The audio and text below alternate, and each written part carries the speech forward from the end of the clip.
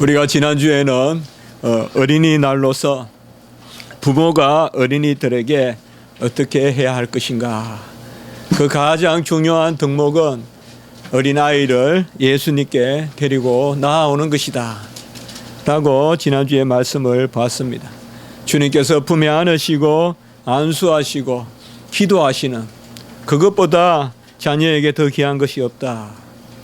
오늘은 또 어버이 주일, 또 우리 스승을 생각하는 그러한 특별한 어떤 절기같이 그렇게 지키는 것은 아니지만은 우리가 한번 성경의 가르침에 제 5계명에 부모를 공경하라 하셨으니 특별히 우리가 하루 이렇게 정하여서 기억하는 것을 얼마나 귀하겠습니까? 오늘은 이제 어버이날이니 어버이가 어찌해야 된다라는 것이 아니라 어버이날이니 당연히 자식들이, 스승의 날이니 당연히 제자들이 혹은 학생들이 어떻게 해야 되는가라는 것을 본문의 말씀을 통하여서 조금 상고해 보고자 합니다. 오늘 읽은 5장 1절에서 10절은 바로 대제사장 되시는 우리 주님 예수 그리스도께서 자기 자신을 속죄제로 드리고, 그 가운데 이제 마지막 절에 보시면 6절에도 나오고 마지막 절에도 나지만 멜기세덱의 반차를 따른 대제사장이다라고 이렇게 말하고 있습니다. 우리가 멜기세덱의 반차는 제사장이요 왕이요 혹은 왕이요 제사장이라고 나누었습니다. 제사장은 자기 자신을 드리는 그 주님의 어떠하심을 뜻하고, 왕은 이제 드리신 자기 자신을 우리에게 주시는 그 어떠함을 뜻한다라고 우리가 함께 나누었습니다. 우리 여기에서 보면 대제사장과 이제 왕이 되시는 우리 주님이 특별히 4절에 보면 존귀하다라고 이렇게 표현하고 있어요. 대제사장이 존귀하시다. 그리고 9절에 보면 자기 자신이 온전하게 되셨다 이렇게도 말씀하고 있습니다.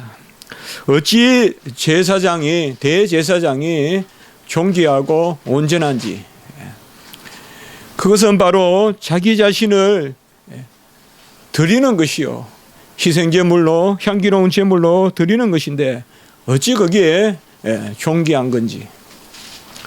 오늘 특별히 이 말씀이 담고 있는 내용의 핵심은 바로 5절에 있습니다. 너는 내 아들이니 내가 오늘 너를 낳았다. 바로 이 자녀됨에,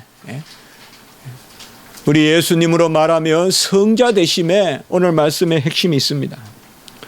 바로 자녀를 제사장 삼으시고 자녀를 왕으로 삼으신다는 것입니다. 자녀가 아니면 이러한 제사장과 왕의 직분을 감당할 수 없다는 것입니다. 이 자녀가 오늘 보면 무엇을 했느냐? 바로 순종을 하셨어요. 8절에 보시면 고난으로 순종함을 배웠다. 계속 순종과 고난을 같이 이야기하고, 그리고 바로 앞절에 보면 우리가 7절에 보면 그의 경건하심으로 말미암아 들으심을 받았다. 그러니까 아들이신 예수 그리스도께서 고난으로 순종하시고 또 고난으로 순종을 배우시고 그 가운데서 경건하심으로, 사실 이 경건이란 단어는 헬라어로 유세베이아라 하고 라틴어로는 피에타스, 영어로는 파이어티. 이 경건이란 말은 그 어원이 효도를 뜻해요. 효도예요. 자녀가 부모에게 효도하는 것, 그것이 이 유세베이아, 피에타스, 파이어티. 그래서 우리 반고 그림에 보면 피에떼라는 그림이 있어요. 그 피에타스란 말인데 불어로 피에떼인데, 그 피에떼가 뭔가 하면 마리아가 예수님을 안고 있는 거예요. 그 그림이에요. 바로 모자, 혹은 부자, 모녀 혹은 부녀 간의 그 관계, 특별히 자녀들이 부모를 어떻게 해야 하는가, 그 효도가 본래 이 파이어티라는 단어예요. 잘 안 써요. 영어권에서는. 요새는 그냥 가들리니스 이런 표현, 경건하다 이 정도로 쓰는데 다시금 요새 많이 쓰이는 것 같아요. 제가 생각이 이 파이어티랑 간혹 단어가 보면 또 복고풍으로 가기도 하잖아요. 요새 언어가 보면 그런 경향이 좀 있어요. 미국에도 보면 이 파이어티란 말을 쓰는 겁니다. 그래서 오늘 이 1절에서 10절의 말씀은 뭔가 하면 바로 고난으로 순종하셔서 자기를 드리시는 제사장이야말로 왕이에요. 자기 자신을 드림이 없이 왕이 될 수가 없어요. 근데 이 왕은 아무나 되는 것이 아니라 오늘날 내가 너를 낳았도다. 자녀만이 왕의 자리에 설 수 있고 이 자녀의 어떠함으로 왕이 되느냐. 그 자녀의 어떠함의 핵심이 바로 고난으로 순종하고, 여기 고난이라는 말은 벌써 일 자체가 고생되고 그것보다는 하나님께 순종하는 것이 이 땅에서는 고난이에요. 왜요? 이 땅은 하나님의 뜻과 다르게 움직이기 때문에 그래요. 모든 지구는 우에서 좌로 움직이는데 나만 좌에서 우로 움직인다면 얼마나 힘들겠어요. 그게 바로 성도의 고난이에요. 하나님의 자녀의 고난이에요. 그런 고난이 어디 있겠습니까? 덜 깨어 있으니까 고난이 없는 거예요. 우리가 온전히 자녀됨을 가지고 깨어서 말씀대로 살려고 하면 모든 것 가운데서 두려움과 떨림이 있고 우리가 스스로 자기 제어를 해야 되고 또 하나님의 뜻에 따라 우리가 많이 참아야 돼요. 이를 악물고 참을 때도 있어요. 바로 그것을 오늘 말씀하고 있어요. 그래서 내가 너를 낳았도다. 이 히브리서에서 이 말씀이 두 번이나 나온다고요. 오늘 5장 5절에도 나오고 1장 5절에도 나온단 말이에요. 시편 2편 7절을 인용해서 내가 너를 낳았도다. 이것은 오직 부모가 자녀에게만 쓸 수 있는 단어예요. 어느 회사의 회장이 좀 승진 좀 시켜줬다고 해서 내가 너를 낳았다. 그렇게 말할 수 있겠어요? 뭐 아버지 같이 모시겠습니다. 따르겠습니다. 이런 말은 다 상투적인 세속적인 그런 말이지 그게 어찌 진실이겠어요? 아버지는 아버지밖에 없고 어머니는 어머니밖에 없고 왜? 낳으신 분은 하나니까. 낳으신 분은 하나니까. 히브리서는 바로 이러한 복음의 정수를 담고 있어요. 계속 히브리서에 흐르는 전체 정서는 뭔가 하면 사람됨이 천사됨보다 낫고 사람됨 가운데서도 자녀됨이 특별히 가장 고귀하고 그 자녀됨의 가장 중요한 마크가 뭐냐? 아버지의 뜻에 순종하는 경건이다. 그 가운데 그저 순종이 고난만 당하는 것이 아니라 왕이 된다. 멜기세덱의 반차를 쫓는 왕 제사장, 제사장 왕이 되는 그것을 말씀해 주고 있습니다. 히브리서는 1장에서부터 이러한 나심에 대해서 말씀하고 있어요. 1장 2절에 보면 만유의 상속자로 우리 주님이 영원전에 나셨고 그 주님이 아버지의 영광의 강체시고 본체의 형상이라고 했어요. 우리 주님은 만유의 상속자예요. 아버지께서 내게 모든 것을 주셨으니 마태복음 11장 27절 바로 우리 주님이 만유의 상속자예요. 그리고 히브리서 1장 3절에 보면 본체의 형상이요 영광의 강체시다. 여러분 자녀들은 아버지의 어머니의 강체예요. 또 형상이라고도 볼 수 있어요. 어떻게 보면 부모는 아직 미완의 자리에 있는 거예요. 자녀들이 부모를 완성시키는 거예요. 다 다 내가 이루고 성취했다 해도 자녀 교육 잘못시키면 솔로몬 같아요. 저는 항상 다윗이 솔로몬보다 뛰어난 것은 딱 한 가지에 있다고 봐요. 다윗은 솔로몬을 교육시켰지만 솔로몬은 자녀 교육을 못 시켰어요. 여로보암이 난 거예요. 처음부터 기도할 때 지혜를 구하게끔 다윗이 모범을 보인 거예요. 솔로몬은 아비가 밤새 기도하고 침상을 적시고 율법을 즐거워하고 그것을 보고 자랐어요. 그런 시편을 짓고, 그러니 솔로몬은 자연히 기브온에서 처음 번 제사를 드리고 난 다음에, 번제를 드리고 난 다음에 무엇을 원하느냐? 지혜를 구하고 여호와를 아는 마음을 구했어요. 그러나 솔로몬은 당대의 영화를 누리고 성전도 짓고 했지만은 그 자신 여로보암은 영 지혜하고는 딴판이에요. 대부분 여로보암이 뭐가 나와요? 르호보암이 뭐가 나와요?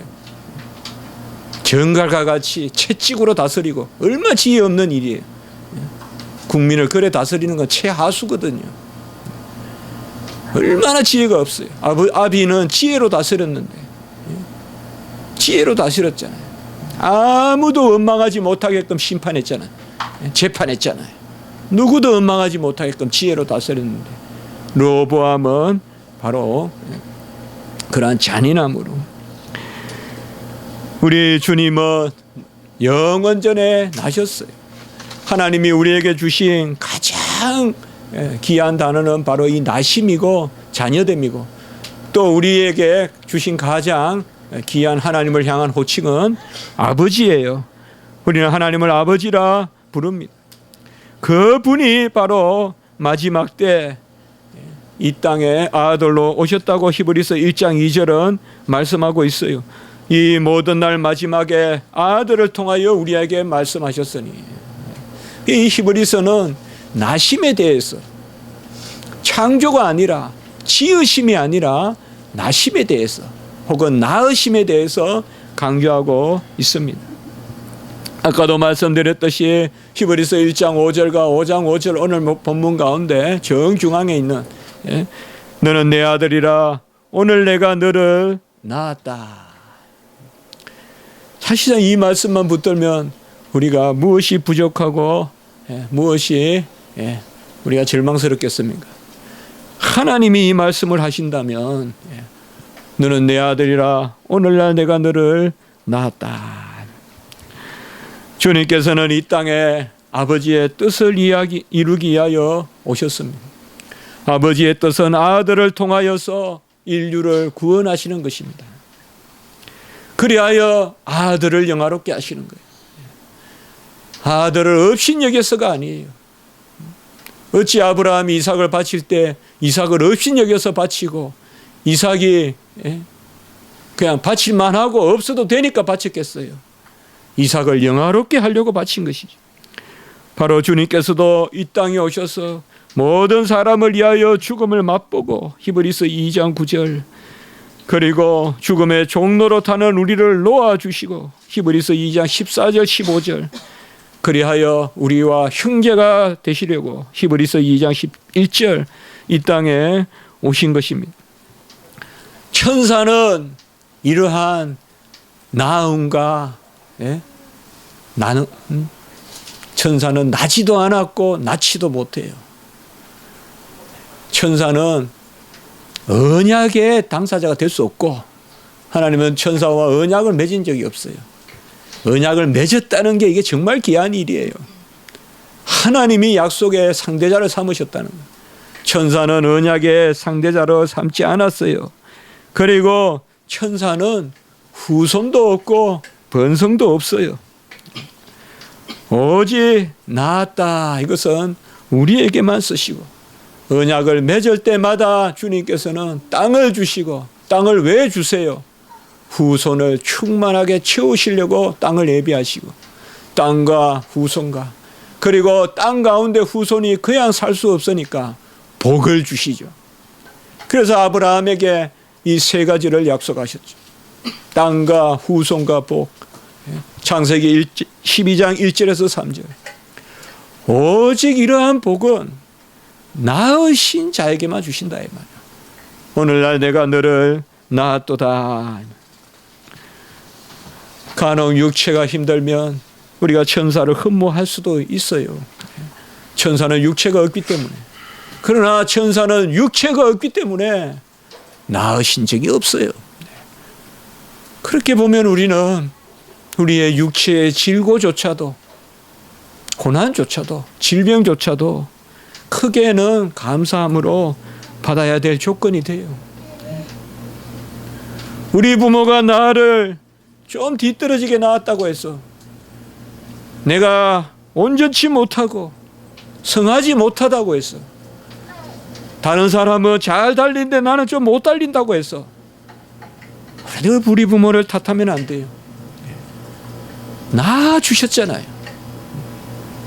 성경은 낳았다는 자체로 부모인 것이지 어떻게 낳았기 때문에 부모가 되는 것이 아니에요.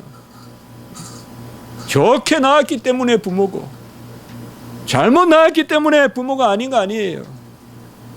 제5계명은 어떤 경우든 모든 부모를 공경하라는 거예요. 믿는 부모만 공경하라는 것도 아니에요. 믿는다 하고 부모와 의절하고 담 쌓고 그래 살아라는 거 아니에요. 교회의 질서와 가정의 질서가 어긋날 수 없어요. 그건 내 책임이에요. 교회와 가정을 분리시키는 것은 교회 다니는 사람의 책임이에요. 교회 안 다니는 사람 책임이 아니라 이 말이에요. 자녀가 교회를 열심히 다니는데 부모가 반대하니까 내가 가정을 떠나겠다. 그거는 믿는 사람의 잘못이에요. 핍박하는 부모의 잘못이 아니에요. 왜요? 그래야 우리가 중심이 돼요. 같이 합시다. 믿는 자가 가정에서나 사회에서나 중심이 되자. 저는 이게 중요하다고 생각해요. 우리 가정에서 믿는 자가 중심이 돼야 돼요. 아빠도 아니고 엄마도 아니고 딸도 아니고 동생도 아니고 형도 아니에요. 믿음이 중심이 돼야 돼요. 고부간의 갈등이 있을 수 있지만은 믿으면 중심인 거예요. 며느리가 믿으면 그 가정의 중심이 돼요. 하나님이 그 며느리 중심으로 그 가정을 모아주세요. 절대 고르반 하나님께 바쳤다 하면서 육신의 부모의 것을 취하고 육신의 부모를 복양하지 않으면 그것은 다 헛것이에요. 다 헛것이에요. 성경은 내 부모를 공경하라 했어요.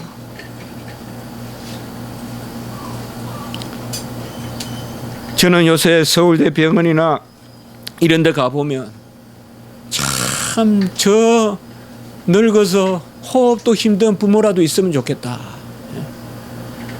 저 참 얼굴 닦아줄 부모가 있으면 좋겠다. 그런 생각을 해봅니다. 어찌 지질이 이렇게 효도하지 못했던 거. 한 번도 어디 여행을 다녀본 적 없고 한 번도 옷 하나 사들여 본 적 없고 한 번도 부모 때문에 근심해 본 적 없고 맨날 얻어만 있고 맨날 달라고만 하고 맨날 근심만 시키고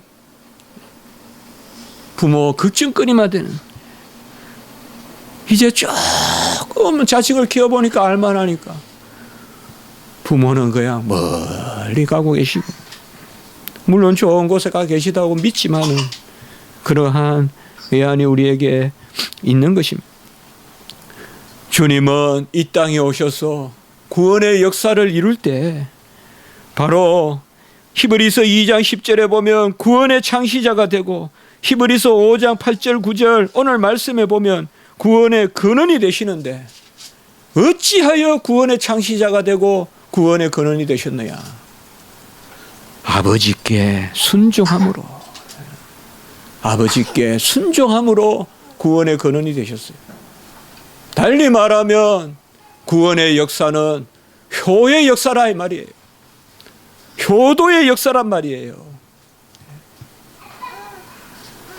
부모님을 공대하세요. 부모님께 효도하세요. 잘났든 못났든 부모님이, 나를 때리도 부모님이고 나를 물구나무 세워도 부모님이, 나를 학대해도 나를 낳으신 분이, 그분이 나의 근원이에요. 부모를 사랑해. 부모와 계산하고 부모와 기본이 택하려고 하는 자식보다 못난 자식이 없어요. 부모에게는 무조건 성인이 되거든 부모가 하자는 대로 하고 져 주십시오. 왜요? 평생 부모는 자식에게 져 주셨기 때문에, 평생 부모는 자식에게 져 주셨기 때문에 이제 우리는 부모에게 져야 돼요. 부모를 이겼다고 혹 자랑합니까? 그런 자랑을 나누고 있거든 그런 친구들은 멀리하세요. 부모 썩인 것을 가지고 서로 말하면서 제잘거립니까? 그런 것으로 제잘거리는 친구가 있으면 그런 친구는 멀리하세요. 어떤 친구가 좋은 친구인지 잘 모르겠지만 효도하지 않는 친구는 사귀지 마세요. 아무 쓸데도 없는 사람이. 효도하지 않는 그런 사람은 세상에서 아무 쓸데없어요. 낳아준 부모에게 배은망덕한 사람이 어찌 세상에서 인정을 받겠고 어찌 세상에서 의리를 지키면서 지도자가 되겠어요. 부모에게 효도해야 돼요. 우리는 연약하고 부족하지만 우리가 예수님께 기도하고 예수님의 공로에 의지하는 것은 이 제5계명 부모에게 공경하는 이 의를 달라고 기도하는 부분도 있다 이 말이에요. 우리는 마음은 어리로되 부모에게 순종할 수 없어요. 뻔히 부모는 오래 못 사실 거 알면서도 1년 살까 2년 살까 해도 아직 정신 못 차리고 있다. 그게 바로 우리의 모습이에요. 그게 우리의 모습이에요. 그러나 어찌 우리가 부모에게 효도하고 부모에게 마땅한 자녀로서 나아갑니까? 그것은 다른 길이 없어요. 5계명을 순종하는 길은 무슨 성품이 뛰어나고 인성이 뛰어나서 아니에요. 예수 그리스도의 의밖에 없어요. 주님의 효도하신 의가 우리의 의가 될 때 우리도 부모님께 효도하는 것입니다. 오늘 말씀에 보면 순종이 고난이라고 이야기했어요. 아버지의 뜻을 이루는데 자식이, 그게 고난이에요. 십자가가 고난이에요. 아버지의 뜻이 그저 다 즐거우면 좋겠는데 고난이에요. 우리는 살아갈 때 부모의 뜻을 실용적으로 판단하기가 쉬워요. 내가 그저 편하면 좋은 부모고 내 뜻대로만 해주면 좋은 부모고, 그렇지 않습니다. 아버지의 뜻대로 하시옵소서. 아들은 죄가 없어요. 아들은 완전하세요. 그 가운데 아버지의 뜻대로 하옵소서라고 이렇게 말씀했어요. 우리가 주님의 학교에서 배우자고 한다면 주님의 학교는 아버지의 뜻에 순종하는 거예요. 자녀가 좀 더 잘 배우면 부모의 말을 업신여기기가 십상이고, 자녀가 좀 더 논리적이면 부모는 다 뒷전에 세우고 서서히 그런 자리로 가는, 그게 아니라는 것입니다. 우리 주님은 마지막 죽음의 자리에까지 아버지의 뜻에 순종했어요. 십자가의 7 말씀 중에 사람에게 한 말씀은, 한 사람에게 한 말씀은 사도 요한에게 어머니를 부탁하라고 말씀하셨어요. 우리 부모님은, 우리 주님은 십자가에서 아버지의 뜻에 순종하고 어머니를 사랑하는 그것을 십자가에서 보여주신 것이에요. 여러분, 부모를 공경해야 오늘 우리가 교동문에도 읽었지만 기업이 풍성하고 땅에서 장수한다 그렇게 이야기했어요. 매사 제쳐놓고 부모의 뜻에 순종하세요. 나보다 부모보다 나를 더 사랑하는 사람이 있거든. 그 사람한테 가서 순종하세요.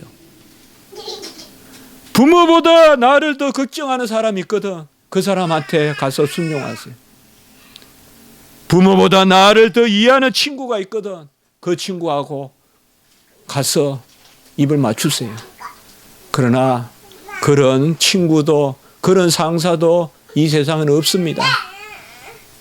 부모밖에 없어요. 부모밖에 없어요. 건물이 무너지면 안고 보호할 사람은 부모밖에 없어요. 어미밖에 없고 애비밖에 없어요. 무조건 순종하세요. 안 믿는 사람들도 죽으라 그래도 죽는 신용이라 내라 그랬어요. 뭘 시키면 왜 그래요? 라고 따지고. 그건 합당치 않아요. 혹은 기독교가 그런 개인주의를 가져왔다면 우리 기독교는 다시 생각해 봐야 돼요. 부모가 뭘 하라 그러면 왜 해야 되는가 따지고 그러지 마세요.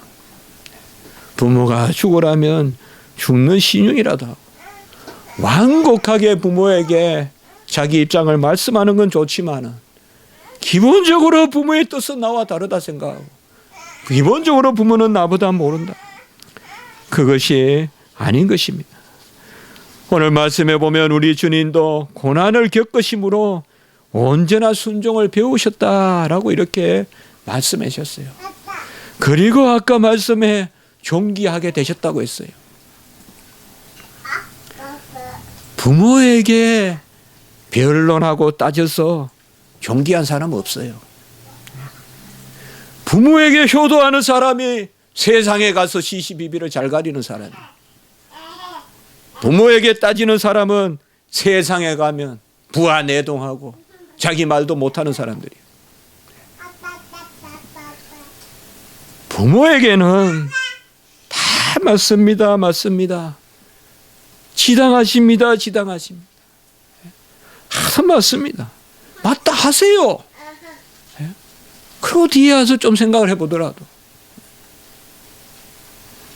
부모에게 효도하시고 부모에게 우리 주님이 존귀하신 것은 주님의 뜻이 대단해서 그것이 아니에요. 오늘 말씀은 아버지의 뜻에 순종하셨기 때문에 그 고민과 그 근심과 그 억누름 죽기까지 근심하셨다고 하신 그 겟세마네에서도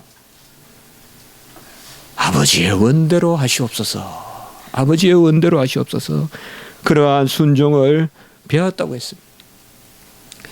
부모에게 순종하는 것은 제가 이런 표현을 써본다면 허리띠를 졸라매는 것과 똑같아요. 힘이 생겨요. 부모에게 순종하세요. 그러면 담대함이 생겨요. 그게 내 토대가 되는 거예요. 약속 있는 첫째 계명이다라고 그렇게 하신 것입니다. 주님은 이 땅에 오셔서 우리를 위하여 모든 것을 다 쏟으시고 우리의 연약함을 다 동정하셨습니다. 우리의 연약함을 동정하지 못하실 리가 아니오라고 바로 주님이 히브리서 4장 15절에서 말씀하고 있습니다. 아버지의 뜻에 순종하고 그리고 우리의 연약함을 동정하셨다고 했습니다. 우리도 주님의 십자가의 공로에 의지하고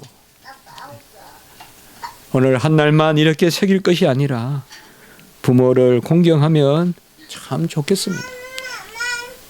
저같이 이제 공경하고 싶어도 물론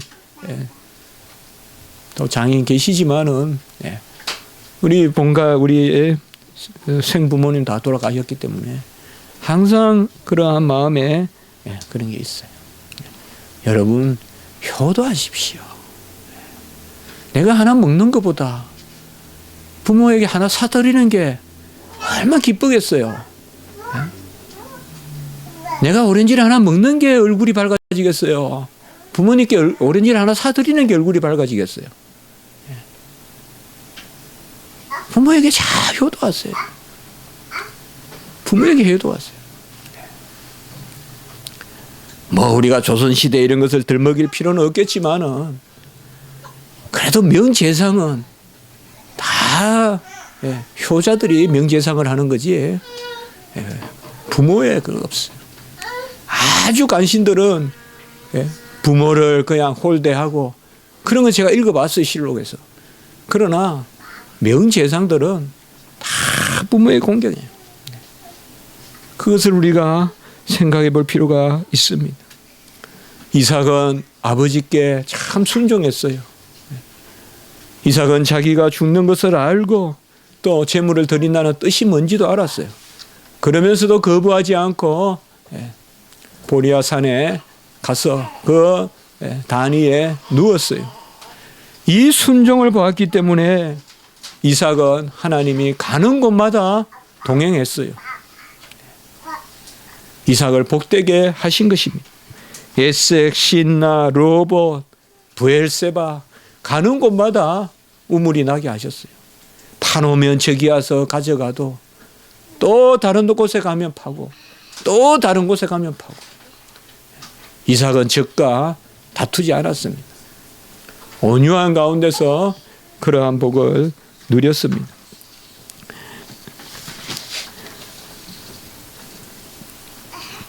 부모에게 순종하고 부모와 자주 함께 있고 부모와 대화하고 그런 시간을 가졌으면 좋겠어요. 제가 무슨 클래식 음악을 들으려고 하니까 광고가 나오는데 지금 까먹었어요. 근데 몇 분 남았습니다. 몇 분 남았습니다. 몇 시간 남았습니다. 며칠 남았습니다. 몇 개월 남았습니다. 그래서 저는 시한부 인생을 사는 그 사람들이 이야기인 줄 알았어요. 근데 그 광고 마지막에 보니까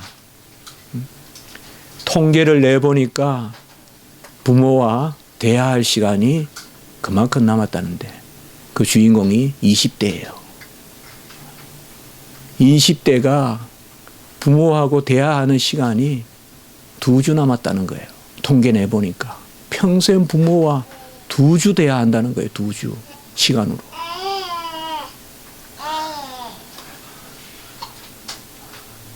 길이로 따지지 말고 지금 계신 부모님께 자주 가서 대화하고 그렇게 하십시오. 아예 2주 동안 부모하고 대화하십시오.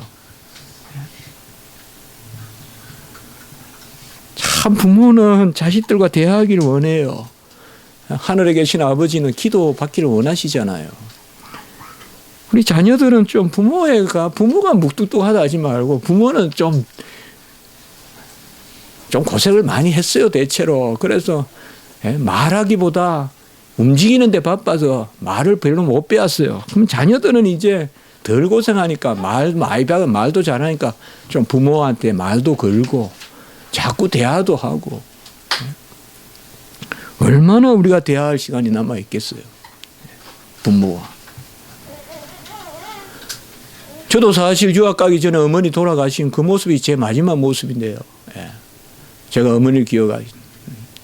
1996년에 돌아가셨죠. 그리고는 지금까지 못 봤죠. 그래도 아직까지 그 모습이 생생하죠. 항상 제 마음에 사무치죠. 그러면 그 전에 제가 어떻게 했냐 이 말이에요. 그 전에 1년 몇 번이나 봤나 이 말이에요. 어머니가. 참 그게 마음이 아파요. 얼마나 어머니가 힘들었을까. 보고 싶었을까. 저를. 정말 저를 좋아했거든요. 좋아서 좋아한 게 아니라 걱정되니까 좋아하고 만나고 싶고 하는데 참 그게 그래요. 병상에 누워 계신 부모는 얼마나 자식이 보고 싶을까요? 가능하면 직장 그만두고, 부모가 병 안에 있거든. 굶어 안 죽거든. 직장 그만두시고 그만 부모님 섬기세요. 그래도 다 살아요. 자식들도 살고.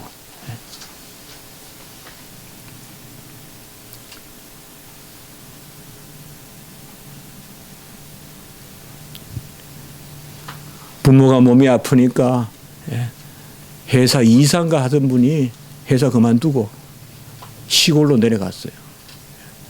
부부가 다 잘 나가던 사람들이에요. 그리고 부모님 건강을 위해서 산다. 넌센스다라고 생각하기 쉽지만 그게 왜 넌센스입니까? 그거보다 더 귀한 일이 어디 있습니까? 그거보다 더 귀한 일이 어디 있어요? 우리가 왕이 되려거든 먼저 효도를 배우십시오. 경건은 효에서 나왔다는 것을 기억합시다.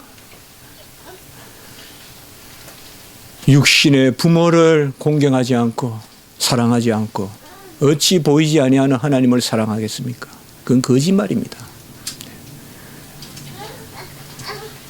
제가 뭐 잘나서 이렇게 설교하겠습니까마는 교훈이 어찌 그냥 전할 뿐입니다. 여러분도 저같은 전철을 밟지 마시고 부모에게 효도하십시오. 그래야 존귀해져요. 그래야 힘이 있어요. 부모를 많이 업어주고 부모 앞에 재롱을 많이 떨고 그렇게 하십시오. 부모는 우리를 위하여 존재하시고 우리를 위하여 모든 것을 다 행하셨습니다. 우리 주님께서 이 땅에 오셔서 아버지께 순종한 것은 바로 아버지의 뜻을 이루시기 위함이시오. 아버지의 뜻은 이로써 아들을 존귀하게 하려 하심이에요. 우리가 부모에게 효도하고 순종할 때 부모는 우리에게 존귀함을, 그 면류관을 우리에게 주실 것입니다. 부모님을 사랑하고 더불어 우리를 키우고 가르치는 또 스승도 선생님도 여러분들께서 정말 존귀하게 여겼으면 좋겠어요. 스승을 존귀하게 여기지 않는데 어찌 지식을 귀하게 여기겠습니까? 스승을 존경하는 그러한 마음이 없는데 어찌 그 가르침을 근본을 배우려 하겠어요? 그저 실용이나 배우는 거지. 먹고 사는 것으로 배우려고 하는 거지. 우리 교육이 어떻게 보면 너무 평양적이고 너무 우스꽝스러운 그런 교육이 되어가고 있지 않은지 한번 생각해 볼 일입니다. 부모에게 효도하시고 부모에게 모든 것을 맡기시고 약속 있는 첫째 계명, 내 부모를 공경하라. 부모를 사랑하시고 부모를 위해서 기도하시고 부모님을 이해하시고 이제는 내가 부모님께 받으려 하기보다 부모님께 무엇을 드릴까를 먼저 생각하는 그런 저와 여러분이 되시기를 주님의 이름으로 축복해 봅니다. 한번 기도드리겠습니다. 거룩하고 자비로우신 하나님 아버지, 우리에게 부모가 있게 하심을 감사합니다. 육신의 부모도 좋은 것으로 줄 알거든 하물며 하늘에 계신 너희 아버지일까 보냐. 우리에게 하늘 아버지가 계신 것을 또한 감사를 드립니다. 우리는 스스로 옳다 하나 또 그것으로 많은 경우에 심정적으로 또 일로 부모와 다툴 때도 있으나 오늘 말씀을 우리가 다시 새기면서 우리 주님과 같이 고난으로 순종함을 배우고 아버지의 원대로 하옵소서라고 죽음을 앞두고도 아버지의 뜻을 쫓는 그 주님의 자리에 우리가 서게 도와주시옵소서. 우리 부모님들 건강하게 붙들어 주시고 우리를 기르시고 키우시고 가르치는 또한 우리 선생님들 스승들 위에도 하나님의 은혜를 베풀어 주시옵소서. 우리 주일학교 위에 은혜를 더하시고 우리 전도사님과 또 우리 목사님 청년부 주일학교 가르칠 때 하나님의 은혜를 더하시고 또 우리 모든 부모님들 건강하게 하시고 여호와의 한량없는 은혜로 우리 부모님들 보호해 주시고 우리 가정들을 다 붙들어 주시옵소서. 원컨대 저희들이 스스로 마음은 있으나 효도할 수 없으니 주님의 공로 의지하여 효도하게 하시고 부모를 공경하고 또 우리 선생님을 공경하는 그 자리에 설 수 있도록 인도하여 주시옵소서.